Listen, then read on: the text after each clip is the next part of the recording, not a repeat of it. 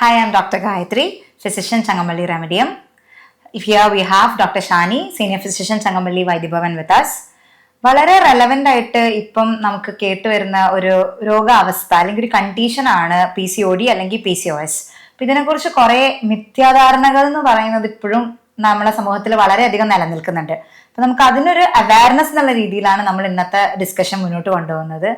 So നമുക്ക് സ്റ്റാർട്ടിങ്ങിൽ തന്നെ എന്താണ് PCOD അല്ലെങ്കിൽ എന്താണ് PCOS എന്നുള്ളൊരു ക്ലാരിറ്റി ആദ്യം വരുത്താം. So doctor, what is PCOD or PCOS? PCOS എന്ന് പറയുമ്പോൾ അണ്ടാശയത്തിൽ കാണുന്ന അല്ലെങ്കിൽ ഓവറിയിൽ കാണുന്ന ചെറിയ ചെറിയ കുമിളകളാണ്. ഇതൊരു രോഗാവസ്ഥയാണ്. ഇത് കാരണം ലേഡീസിൽ ഒരുപാട് ഹോർമോണൽ ഇഷ്യൂസ് ഉണ്ടാവാറുണ്ട്. അതേപോലെ തന്നെ സിംറ്റംസ് ആയിട്ട് നമ്മൾ കാണുന്നത് വെയിറ്റ് ഗെയിൻ, വെയിറ്റ് ഇങ്ങനെ കൂടിക്കൊണ്ടിരിക്കുക, പിന്നെ രോമ വളർച്ച, അമിതമായിട്ടുള്ള രോമ വളർച്ച ഫേസിലാണ് ലേഡീസിൽ കൂടുതലായിട്ട് കാണുന്നത്. മീശ താടി രൂപത്തിൽ വരും കൂടുതലായിട്ട്. അത് മാനസികമായിട്ടുള്ള പ്രശ്നങ്ങളാണ് കൂടുതലായിട്ട് അതിൻ്റെ കൂടെ നമ്മൾ കണ്ടുവരുന്നത്. പിന്നെ പിഗ്മെൻറ്റേഷൻ കൂടും. കഴുത്തിൻ്റെ ബാക്കിലൊക്കെ ബ്ലാക്ക് കളർ കുറച്ച് കൂടി വരും. കഴുത്തിൽ മാത്രമല്ല പിഗ്മെൻറ്റേഷൻ കൂടുക ചെയ്യുക. അപ്പം മുട്ടിന്, കൈമുട്ട്, കാൽമുട്ടിലൊക്കെ പിഗ്മെൻറ്റേഷൻ കൂടി വരുന്നതായിട്ട് കണ്ടിട്ടുണ്ട്. പിന്നെ ഹോർമോണൽ ഇംബാലൻസ്, അതേപോലെ തന്നെ മെൻസ്ട്രേഷനിൽ ഇറഗുലാരിറ്റീസ് വരും. ഇതാണ് മെയിനായിട്ട് കാണുന്ന സിംറ്റംസ്. സോ നമ്മളൊരു ഡയഗ്നോസ്റ്റിക് ക്രൈറ്റീരിയ എന്നുള്ള രീതിയിൽ നമ്മൾ ഇതിൽ മെയിൻലി ഈ 3 ആണല്ലോ പറയുന്നത്. അതായത് ഒന്ന് ഹെർസ്യൂട്ടിസം പറയും നമ്മൾ, അതായത് ഗ്രോത്ത് ഓഫ് ഫേഷ്യൽ ഹെയർ. അപ്പം അത് നോർമലി നമ്മൾ കണ്ടുവരുന്ന ഒരു പാറ്റേണിലായിരിക്കില്ല. കുറച്ചും കൂടെ തിക്ക് ഹെയർ അല്ലെങ്കിൽ ഗ്രോസ് ഹെയർ ആയിട്ടായിരിക്കും ഗ്രോ ചെയ്യുന്നുണ്ടാവുക. പിന്നെ ഇറഗുലർ മെൻസ്ട്രേഷൻ അല്ലെങ്കിൽ അൾട്രാസൗണ്ട് സ്കാനിങ്ങിൽ കാണുന്ന പോളിസിസ്റ്റിക് ആയിട്ടുള്ള അപ്പിയറൻസ് ഓഫ് ഓവറി ആണ് നമ്മൾ പറയുന്ന എല്ലാ സിംറ്റംസും പേഷ്യന്റിൽ കാണിച്ചോളണമെന്നില്ല.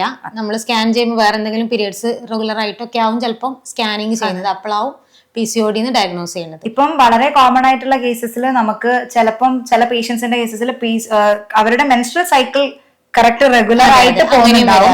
ആബ്സെൻസ് ഓഫ് ഓവുലേഷൻ അല്ലെങ്കിൽ ഈ ഒരു polycystic appearance of the ovaries ആയിരിക്കും നമുക്കൊരു ഡയഗ്നോസ്റ്റിക് ക്രൈറ്റീരിയ ആയിട്ട് എടുക്കാൻ പറ്റുന്നതും. പിന്നെ ഹെയർ ലോസും നമുക്ക് ഇതുമായിട്ട് വളരെയധികം റിലേറ്റ് ചെയ്യാൻ പറ്റുന്ന ഒരു കാര്യമായിട്ട് തോന്നുന്നു. ഡോക്ടർ, ഇതിനെപ്പറ്റി വളരെയധികം ഭയങ്കര മിഥ്യാധാരണ എന്നുള്ളൊരു രീതിയിൽ നിൽക്കുന്ന ഒരു കാര്യമാണ് ഇൻഫെർട്ടിലിറ്റി. അപ്പൊ അതിനെ കുറിച്ച് എന്താണ് പറയുന്നത്? ഇൻഫെർട്ടിലിറ്റി ശരിക്കും ആളുകൾ പേടിക്കുന്ന അത്ര ഒരു തീവ്രതയിലില്ല. ചില കേസുകളിൽ ഇൻഫെർട്ടിലിറ്റി ഉണ്ടാവാറുണ്ട്. പക്ഷെ PCOD ഉള്ള എത്രയോ പേഷ്യൻസ് കൺസീവ് ചെയ്യുന്നുണ്ട്.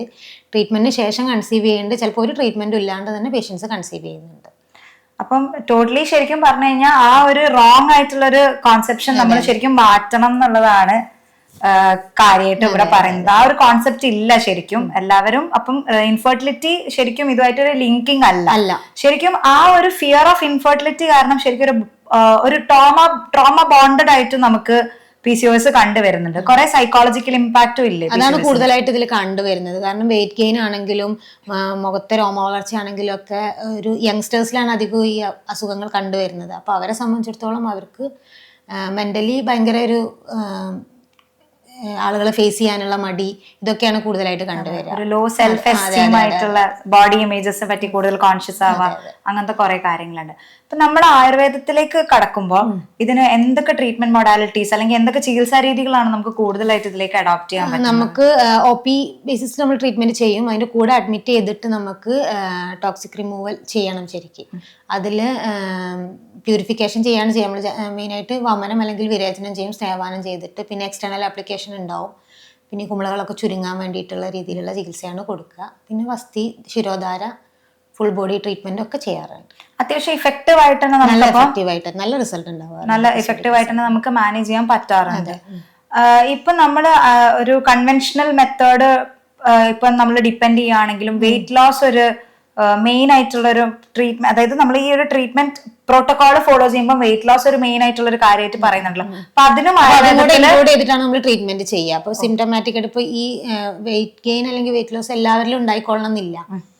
ഒരു പേഷ്യന്റ് PCOD ഉള്ള പേഷ്യന്റിൽ ഉണ്ടായിക്കൊള്ളുന്നത്. പക്ഷെ പേഷ്യന്റിന്റെ കണ്ടീഷൻ വെച്ചിട്ടാണ് നമ്മൾ ട്രീറ്റ്മെന്റ് ചെയ്യുക. വെയിറ്റ് കൂടുതലുള്ള പേഷ്യന്റ് ആണെന്നുണ്ടെങ്കിൽ വെയിറ്റ് കുറയ്ക്കാനുള്ളതും, കുറവുള്ള പേഷ്യന്റ് ആണെങ്കിൽ അത് കൂട്ടാനുള്ള രീതിയിലാണ് ചികിത്സകൾ ചെയ്യുക. അപ്പൊ നമുക്കിപ്പോ അധികം ആർക്കും അറിയാത്തൊരു കോൺസെപ്റ്റ് ആയിരിക്കും PCOD എന്ന് പറയുന്ന ഒരു സാധനത്തിൽ വെയിറ്റ് ഗെയിൻ മാത്രമല്ല വെയിറ്റ് ലോസ് എന്നുള്ള ഒരു കണ്ടീഷനും കൂടെ ഉണ്ട്. അപ്പൊ ലീൻ PCODക്കും നമുക്ക് ആയുർവേദത്തിൽ ട്രീറ്റ്മെന്റ് ഇഫക്റ്റീവ് ആയിട്ട് ട്രീറ്റ് ചെയ്ത് മാറ്റാൻ പറ്റും. ഹെൽത്ത് ഇംപ്രൂവ് ചെയ്യാന്നുള്ള രീതിയിൽ തന്നെയാണ് ചെയ്യുക. അതിന്റെ കൂടെ പീരിയഡ്സ് റെഗുലർ ആണെങ്കിൽ അത് റെഗുലേറ്റ് ചെയ്യുക.